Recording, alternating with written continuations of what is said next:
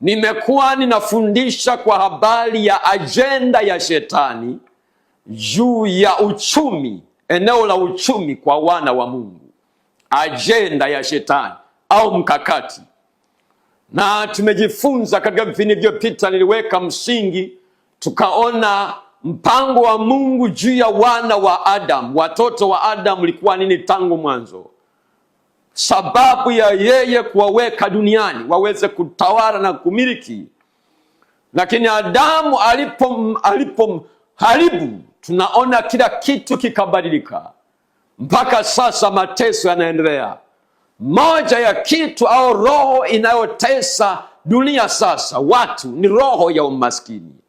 Roho ya umaskini, maisha ya shida. Maana Mungu alimwambia Adamu, utakula kwa jasho. Sikiliza, Adamu alipoasi, aliweka kama mfalme na mtawala hapa duniani.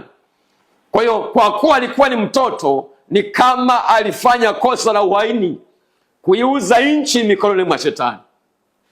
Kwa hiyo kitu cha kwanza ambacho Adamu alipoteza eneo la utawala linaloitwa dunia, ambalo kimsingi kitu cha kwanza ambacho Adamu alipoteza eneo la utawala linaloitwa dunia, ambalo kimsingi lilikuwa ni eneo kwa ajili ya Adamu na uzao wake. Kwa alipoteza eneo la utawala.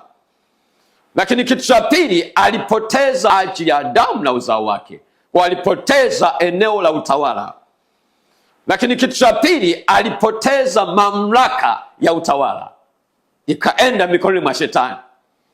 Lakini kitu cha tatu, alipoteza lugha ya mawasiliano kati ya yeye na Mungu, ilipotea.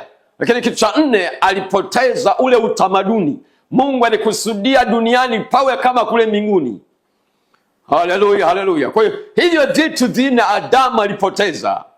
Kwa hiyo sasa tunaona kuanzia kutoka kwa Adamu mpaka kuja kwa Yesu ni kipindi kinachokisiwa miaka isiyopungua 1400, kutoka kwa Adamu mpaka Yesu anakwenda pale msalabani.